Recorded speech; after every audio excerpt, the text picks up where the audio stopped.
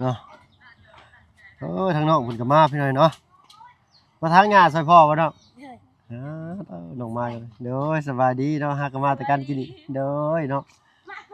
หากมาแต่กินต้มไก่แต่ทางเฮือนน้องเพิ่นมาฮอดก็ถามหาผ้าหามีดเนาะพี่น้อยเนาะจังซี่พี่น้อยเนาะวิธีทางให้นี่ละไม้ละมือเนาะบ้านใกล้เฮือนเคียงนี่แหละแม่เฒ่ากับพ่อเฒ่าอยู่นำกันเลยโอ้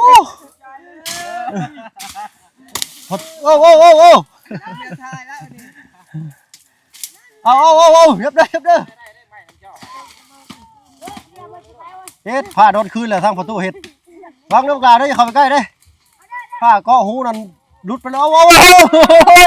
เด้อมาเสียงตู้เฮ็ดดีแล้วต้นนี้ใหญ่นี่ไว้ใจลาวเราอ่ะคอยเด้อทางน่ะพี่น้อยเนาะแล่นเติดบานเนี่ยเนาะพามาทางเฮือนน้องหลาน้อยเพิ่นก่อนเนาะเดี๋ยวลูกกูกลัวอยู่เทิงเงินครัวพุ่นแหละเนาะได้ยินข่าวว่าน้องเพิ่นต้มไก่สู้กินว่าซั่น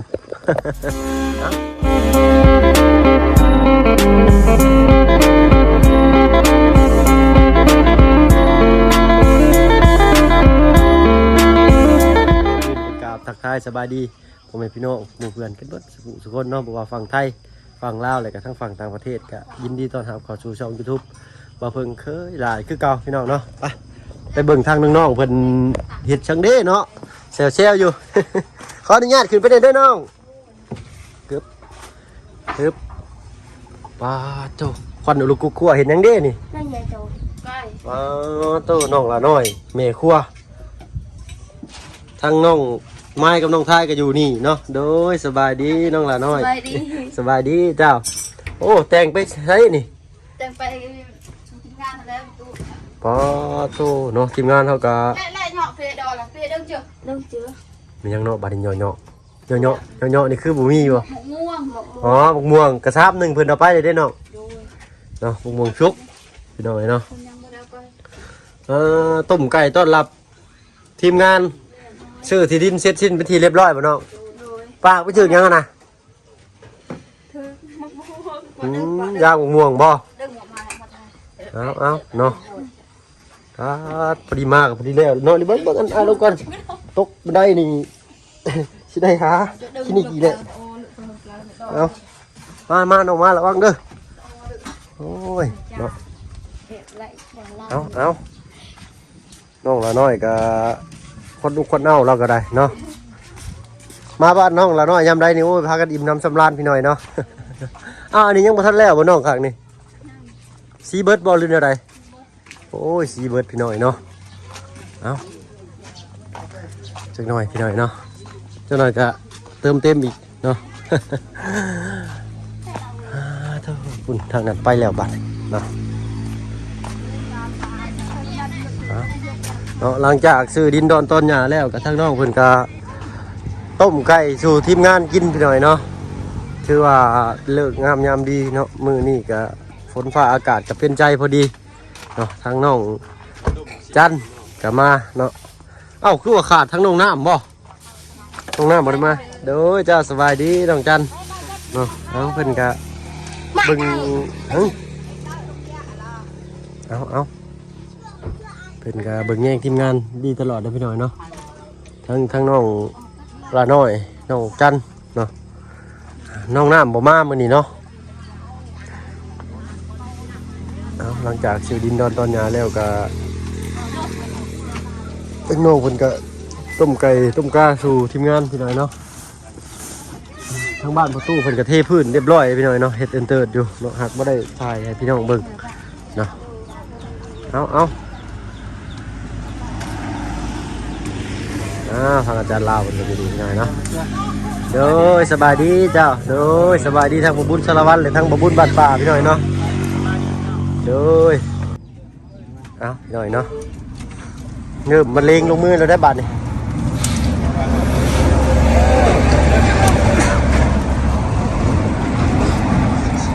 มาเด้อปลาลุงเนาะกินต้มไก่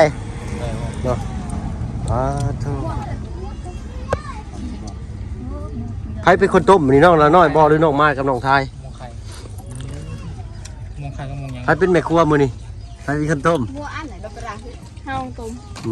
น้องไม้ต้ม ต้มแบบฉีกเอา เนาะต้มบ่โตเลยบ่เลยมาสีกันบ่นี่เนาะ เราไม่ได้สีข้าวมากินดิอันเรากินข้าวเลย พักมาแล้วพี่น้องมา เอา มันเลิกเลยนะใน ทางน่ะใส่ม่วงเลยทางน่ะเนาะมักสุดใจแล้วเอาไปหน้าไปตู้ยามใดนี่โอ้ยเอาม่วงไปกินเด้อเราอ่ะ เดี๋ยวเราจะ เนาะแต่ทางบ่เพิ่งบ่ค่อยมาของหวานบ่ได้พี่น้องเนาะเอาหน่อไม้นี่ได้คักแท้นี่เบิ่งอยู่ว่า เอาเกิดมากระโดดยังเจ็บปวด อืม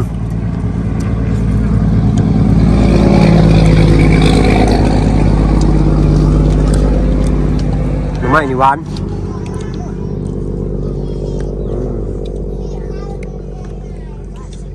อ่ะ เจ็บเมียมเนี่ย มากินได้ไหม มาไหมน้องเข้ามาไหม มัวทั้งพันเลยเด้อ เอาพี่น้อยเนาะกินข้าวกับต้มไก่เด้อเนาะเอาทางเฮาก็สิขออนุญาตป้าลุงเพิ่นกินก่อนเนาะไปพี่น้องกินข้าวกินน้ำก่อนบันเมื่อกี้นี่ก็กินมาเลยทางเงินน้องจอนสิกินหน่อไม้เนาะข่อย มากินได้ก่อน เด้อเนาะไปพี่น้องไปหน่อยเนาะกินแล้วเลยก็แซวนี้ก่อนเนาะโดยเนาะกับพอดีสิพากันนั่นไปอันนั้นไปบ้านน้องน้ำก่อนเนาะเอาเนาะขอบมุกขอบใจทั้งน้องไม้กับน้องทายหลายๆเนาะน้องหลานน้อยน้องจันเนาะโดยเอาสบายดีเนาะโดยไปกันเด้อน้องหลานน้อยสบายดีเจ้าโดยเนาะขอบมุกขอบใจหลายต้มไก่กินแซ่บๆเนาะทางเฮากะสิไปอันนั้นก่อนไปเบิ่งทางบ้านน้องน้ำก่อนอาจารย์เนาะโดยพบพ่อกันพุ่นแหละ โดย บนพักบนเช้าเจ้าโดยไปพี่น้อยเนาะ พี่น้อง โดยสบายดีเจ้าไปขึ้นฟ้าขึ้นฝนมาแล้วบาทนี่กินแล้วเลยแซวนี้ก่อนพี่น้อยเนาะตัดภาพมาทางบ้านน้องน้ำพี่น้อยเนาะชื่อทีชื่อทางกะต้องพ่อของน้องไม้น้องทายเพิ่นก็มา ตัดทอดพี่แล้วเพราะว่า บอกแล้วเพิ่นสิตัดเป็นท่อนเด้เห็ดฟืนเลยเด้เนาะพอดีทางบ่าวบุญนั่นโอ้ยสบายดีเจ้าพอดีทางบ่าวบุญบ้านป้าเพิ่นก็มามอบเงินให้แม่ของน้องน้ำประตู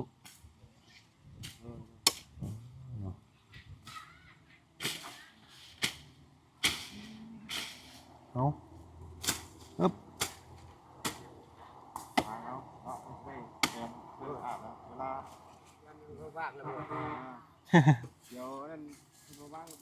เลยเนาะ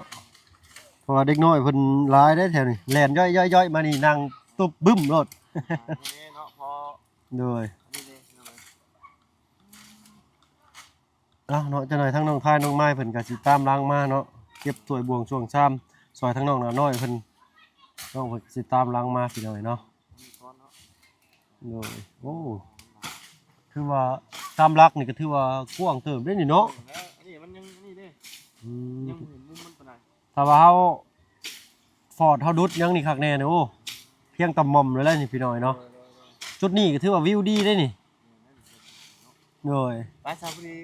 ไปหาอันเป็นก่อนเดียวขึ้นมาหาทำไมเนาะ โดย โดย เนาะพี่น้อยเนาะทางนั้นก็น้องน้ำเป็นเสียหญ้าเข้าอยู่พี่น้อยเนาะอันนี้เป็นข้าวให้พี่น้อยเนาะน่าจะเป็นข้าวให้ทั้งน้องน้ำเพราะว่าเป็นทำความสะอาดต้นหญ้าอยู่เนาะโอ้บ่ได้อยู่ซื่อๆนี่น้องเพิ่นก็เนาะทางเฮาก็บ่ได้ทางบ่เพิ่งนี่เนาะก็บ่ได้เข้ามาอัปเดตทางบ้านน้องน้ำก็โอ้หลายมื้อเติบได้พี่น้อยเนาะหลายอาทิตย์หลายสัปดาห์แล้วเนาะเพราะว่ามีเวียกทางบ้านน้องซ้อนแล้วก็ทางบ้านน้องไม้และน้องทายเพิ่นพี่น้อยเนาะโอ้เขาให้นี่ก็เคยเห็นได้พี่น้อยเนาะเห็นเป็นตัวต้นเป็นเลยเมื่อก่อนนี่จะเห็นแต่ในโทรทัศน์หรือว่าโทรศัพท์เนาะทางเฮาเสิร์ชเข้าไปเบิ่งก็เป็นวิธีชาวบ้านเพิ่นเฮ็ดหน้าขันบันไดเนาะแต่ว่าบ่แม่นแบบนี้พี่น้อยเนาะหน้าขันบันไดนี่สิมีน้ำเนาะรอเลี้ยงต้นเขาได้ถือว่าดีเนาะแต่อันนี้แบบปลูกตามเนินเขาเลยนะพี่น้อยเนาะก็สิบ่มีน้ำเนาะเขาพันธุ์นี่ถือว่าทนได้พี่น้อยเนาะบ่เขาว่าฝนบ่ดีนี่ก็ยังอยู่ได้อยู่เนาะ ทางพอของน้องไม้น้องทายเพิ่นก็ตัดต้นไม้ต้นตอกบานนี่พี่น้อยเนาะทำความสะอาดก่อนเนาะโอ้ผ้าแล้วนี่คือว่าคมคักอีหลีเลยนี่เนาะ ผ้านี่แหละทางให้ทางหน้า อื ทาง ม ให้อยู่ภูอยู่ผ้า โดย เนาะได้เวียกได้งานย้อนกับผ้านี่เลยเนาะ ผ้านี่ตีเองบ่หรือว่าชื่อผ้าเวียดอ๋อโดยเนาะ เอาต้นดอกแคน โดย ห้องดิ โดยเนาะ พูดใจระบ้าน้ำ ซื้ออยู่ลาบ้าวโดยเนาะได้ยินแต่ว่าซื้อลาบ้าวแต่ว่าทางคุณพ่อก็ยังบ่เคยผ่านไปจักเถื่อพี่น้อยเนาะเคยไปใกล้ชิดชุดกับแต่ชายแดนนั่นแหละพี่น้อยเนาะกับพอดีแนมเห็นกังหันพี่น้อยเนาะก็บ่เคยข้ามไปจักเถื่อเนาะครั้งหนึงในชีวิตก็อยากไปอยู่พี่น้อยเนาะเปิดประสบการณ์ใหม่หรือว่าเก็บเกี่ยวประสบการณ์ว่าซั่นซะเนาะเอาทั้งน้องทายน้องไม้เพิ่นสิมาอยู่บ่นี่ กำลังกำมาเลย โดยเนาะเอาน้องเพิ่นก็สิมาอยู่ถือผ้าถือมีดมาตัดไม้ตัดตอกซอยทั้งตู้พ่อตู้แม่เพิ่นพี่น้อยเนาะโอ้เบิ่งนี่แหละพี่น้อยเนาะเสาไปฮอดพุ่นเนาะแล้วก็แล่นไปพุ่นฮอดต้นต้นอะไรนะต้นสาดบ่ฮู้ บ่เพิ่นก็บ่ฮู้จักสายพันธุ์ต้นไม้ปานใดพี่น้อยเนาะทางนี้ก็ใบนี้เนาะขึ้นใส่รากนั้นแล่นไปหั่นพี่น้อยเนาะไปพุ่นเนาะ แล้วก็พูดเนาะก็คือสิเห็นทั้งหลายๆช่องแล้วพี่น้อยเนาะแล้วเฮาก็มาอัปเดตน้ำลังเพราะว่าอยู่กับน้องช้อนเพิ่นมื้อนี้เนาะอยู่ตั้งแต่ตอนเกือบเที่ยงเนาะประมาณ 10:00 น 11:00 นเนาะอยู่ให้มันเพิ่นเนาะแล้วก็ค่อยค่ำแรงลงก็จึงได้ขยับเคลื่อนย้ายมาทางบ้านน้องลาน้อยเนาะก็พอดีน้องเพิ่นก็ต้มไก่เนาะสู่กินพอดีไปติดตามรับชมกันพี่น้องพี่น้องเอ้ยเขาให้เพิ่นโอ้ชื่อว่างามเด้เนาะฝนก็ดีช่ำช่วงวัง2-3 มื้อนี่ก็ได้ฝนลิ้นอยู่ตลอดดินนี่ก็สิชุ่มตลอดได้นี่เนาะถ้าว่าขาดฝนนี่เป็นอาทิตย์2 อาทิตย์นี่ก็โอ้ยเริ่มสิลำบากแล้วพี่น้อยเนาะก็ตกเป็นช่วงอะนะเขาก็สิงามเขาให้เนาะถ้าว่าเข้าหน้าเฮานี่ก็ถ้าว่าฝนตกน้ำท่วมนี่ก็ตายได้พี่น้องเนี่ย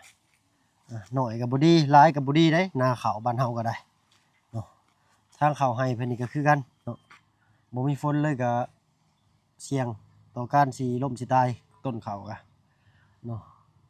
จะได้เข้าไปหาทางน้องน้ำเพิ่นพี่น้องเนาะเพิ่นเฮ็ดหยังอยู่เด้งมอยู่ใต้โพนนี่น้องไม้น้องพายมาแล้วพี่น้องเอ้ยโอ้ยขับรถเป็นเฉย อ๊บโอ้ย เนาะทางน้องเพิ่นก็มาพี่น้อยเนาะมาทางงานซอยพ่อบ่เนาะน้องมาเลยเด้อสบายดีเนาะหากนมาแต่กันกินนี่เด้อเนาะหากนมาแต่กินต้มไก่แต่ทางเฮือนน้องเพิ่นมาฮอดก็ถามหาผ้าหามีดเนาะพี่น้อยเนาะไปบ้านนี่ลุยพี่น้อยเนาะประตู7 ปีก็มาซอยบ้านโธ่โอ้ได้ผ้าใหญ่เด้อประตูสบายดีเจ้า สบายดีเด้อโอ้ได้ผ้าใหญ่เนาะมาซอยเพิ่นเนาะโดยเอาเบิ่งเด้อผ้ามีดขีดคมย่านได้ค่อย นี่เราต้องใส่รองเท้าบูทคือเรานี่กันไม่ตอกของตามน้ำแทงหน่อยเนาะเอาต้นนั้นต้นไว้บ่บ่แม่นพี่หน่อยเนาะ ระวังระเบิดโอ้เรามีเกือบกันระเบิดอยู่เนาะได้กระเด็นนี่อันนี้ของเขา หอดพุ่นพี่หน่อยเนาะสุดพุ่นเลยเนาะครับเบิ่งเด้อใกล้กันได้ผ้านั่น โอ้หน่อยเก่งแท้ๆนี่เนาะ เบิ่งเด้อใกล้ผ้ากันได้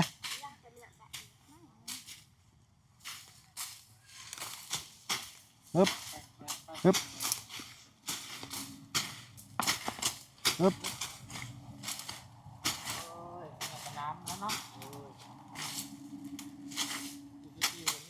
จังซี่พี่หน่อยเนาะวิธีทางให้นี่ ละไม้ละมือเนาะบ้านใกล้เฮือนเคียงปึ๊บ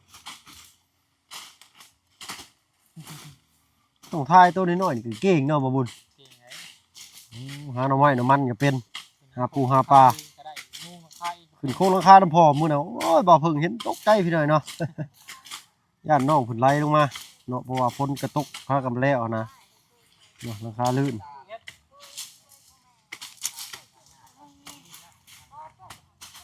เบิ่งเด้ออย่าใกล้ผ้ากันเด้ห่างๆกันแน่เนาะ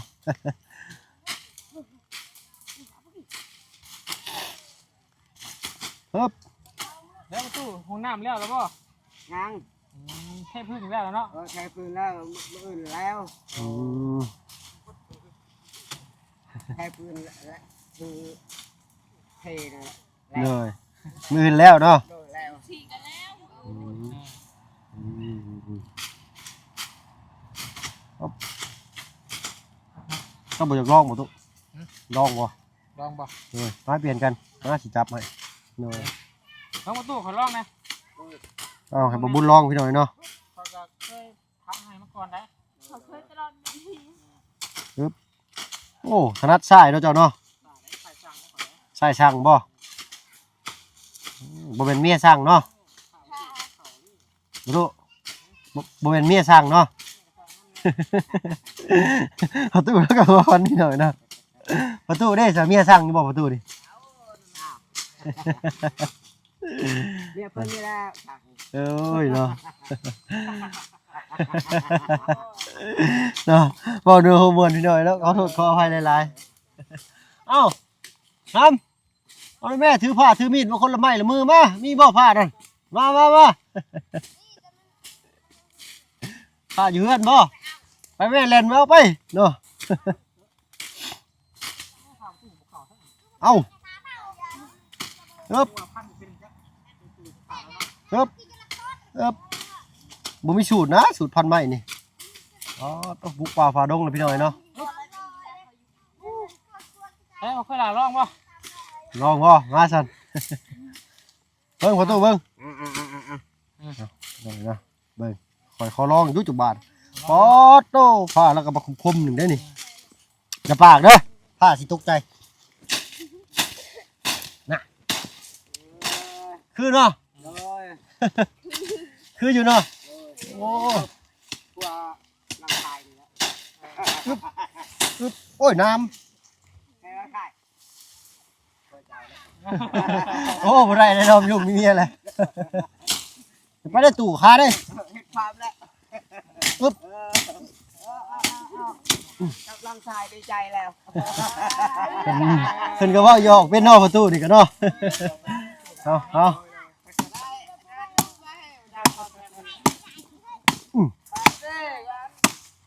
โอ้ผ้าเราคมได้นี่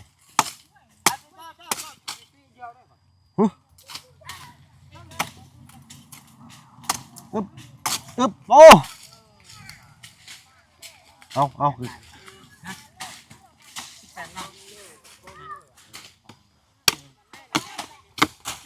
ปึ๊บผักได้พี่หน่อยตัดใหม่นี่เด้อขาเด้อปึ๊บเบิ่งประตูเบิ่งยับไปเจ้านั่นฟ้ารถจะใกล้ผ้าเด้เอา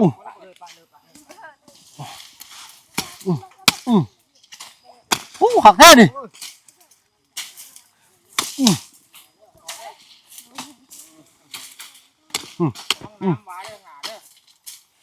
ว้าโต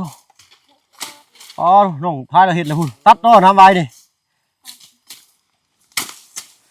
คนขึ้นมาแค่ต้นใหญ่ๆเนี่ยมึงด้วยฮะ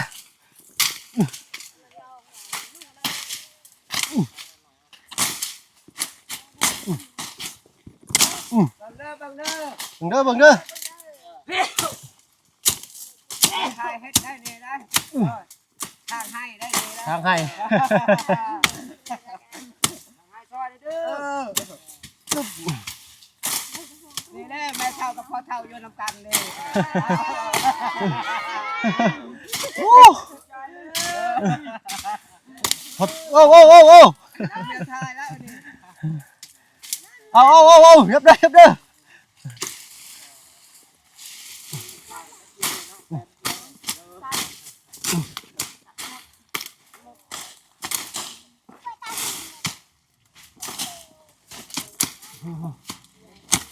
ถ่ายไปตาแค่แน่ไหม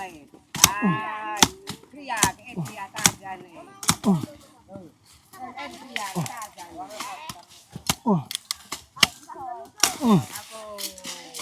คืออยู่บ่เป็นกูดผู้ขอยันต้นน้ำไว้เถอะนะเอ้าหอบแล้ว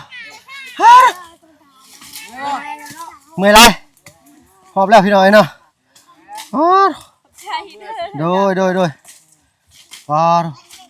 น้ำมันพายจะย่อยอาชีพประจำอาชีพเก่าพี่น้อยเนาะแป๊บเดียวพี่น้อยเนาะลายกันลายคนลายไม้ลายมือซอยกันเนาะแล้วเป็นหน้ากองเลยเหลือแต่ปลาไว้มาดิให้ทางพ่อตู้เพิ่นจัดการกับปลาไว้เนาะโอ้ยมันเหยียบกับระเบิดระเบ้อดิโมเมนต์พี่น้อยเนาะฮึบตัวเมื่อยเด้อพี่น้อยเนาะ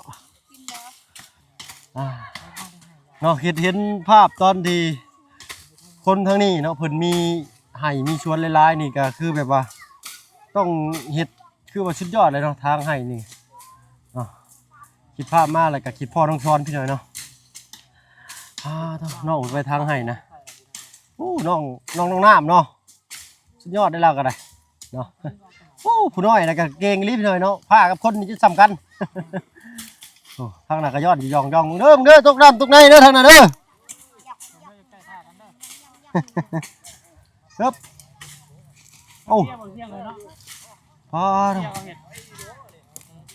แป๊ดเดือดเติร์ดเบิ่งเด้อกลาเด้อผ้าเด้อคอยเด้อครับโอ้ลงเลยพุ่นเฮ็ดเอาคอยเด้อว้ยขอเหยียบน้ำเลยตู้น้ำไว้เบิ่งเด้อ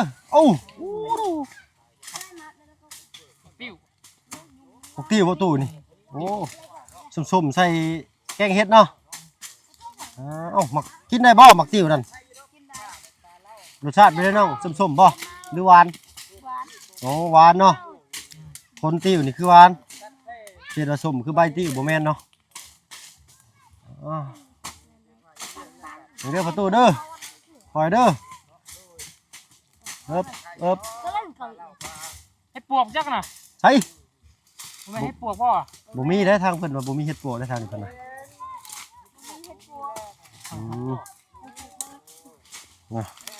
เป็นระเบิดบ่โตพลึกลีเนาะเฮ็ดผ้าโดนคืนแล้วทางประตูเฮ็ดวางน้ำกลาได้อย่าเข้าไปใกล้เด้ผ้าเกาะหูนั่นหลุดไปแล้วเอาเด้อเอาลงมาเสียงเอา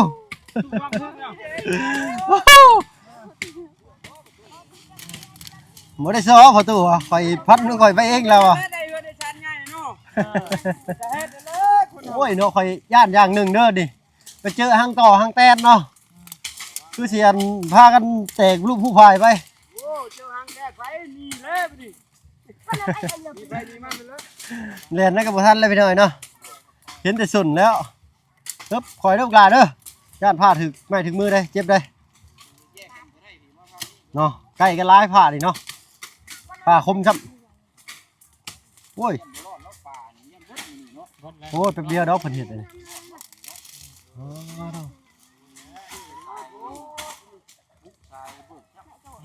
แต่เก่าเพิ่นเห็ดนี่คือสิร้ายกว่านี้พี่น้อยเนาะโอ้ยถ้าเจอน้องช้อนนี่แห้งสิบ่ให้เว้านี่เนาะโตเนาะน้องช้อนเพิ่นข้าเวียกอยู่เฮือนอยู่พี่น้อยเนาะน้องช้อนใส่นี่บุบ่ได้เนี่ยเฮิบปล่อยเด้อน้องไม้เด้อปลามีดกินคมได้โอ้บ่ได้ย่านจริงดิเนาะ